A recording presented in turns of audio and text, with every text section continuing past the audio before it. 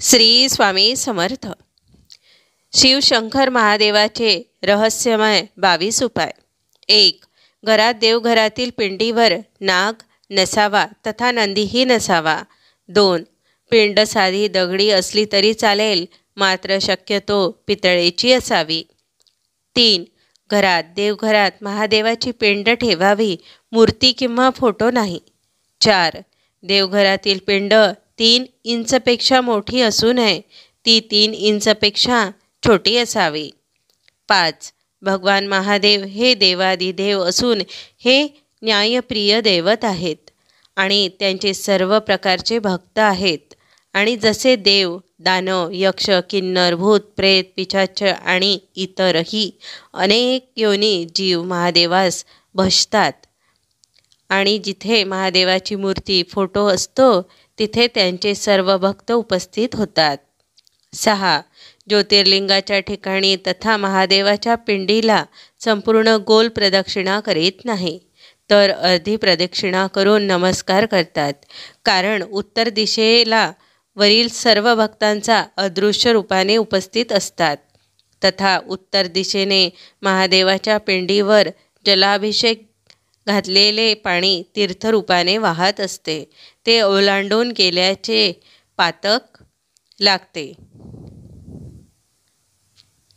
7. महादेवाचा photo अथवा मूर्ती फक्त स्मशानात असते. देवघरात महादेवाचा फोटो अथवा मूर्ती नसावी. 8.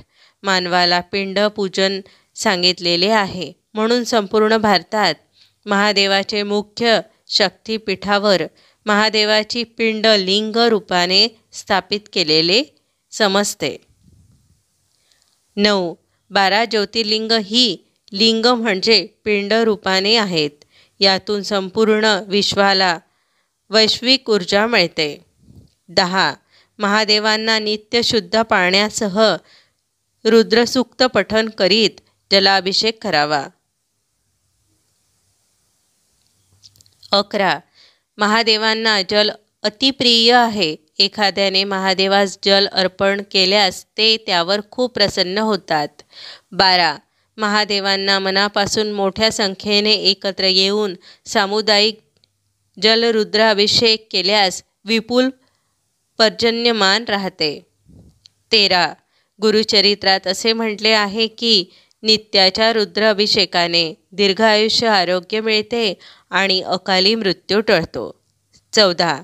महादेवाची नित्य नियमित रुद्राभिषेकाने सेवा केल्यास घरी अखंड लक्ष्मी वास करते आणि त्या भक्ताच्या घरी अखंड श्रिया राहते आणि सर्व सुख समृद्धी वाढून सर्वत्र कीर्ती पसरते. हर हर महादेव या 7 वस्तू भगवान शंकरांना कधीही अर्पण करू नका. का तर जाणून घ्या, भगवान शंकराविषयी थोडी काळजी बाळगण्याची गरज असते. उत्साहाच्या भरात काही चुकीच्या गोष्टी आपल्या हातून घडत तर नाही ना, याकडे लक्ष देणे गरजेचे आहे. खाली दिलेल्या या सर्व गोष्टी भगवान शंकरांना कधीही अर्पण करू नका. 16. शंख.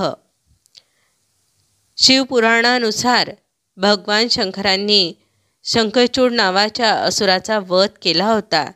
तो भगवान विष्णूचा भक्त असल्याने त्याची आणि लक्ष्मीची शंखाने पूजा केली जाते. 17. हळद कुंकू. भगवान शंकर आजन्म वैरागी होते, त्यामुळे शृंगारासंबंधित कोणतीही वस्तू त्यांना अर्पण केली जात नाही. हळदीलाही सौंदर्यवर्धक मानले जाते, त्यामुळेच हळद किंवा कुंकू भगवान शंकरांना अर्पण केले जात नाही. या गोष्टी भगवान विष्णूंना अर्पण केल्या जातात. 18. तुळशीपत्र.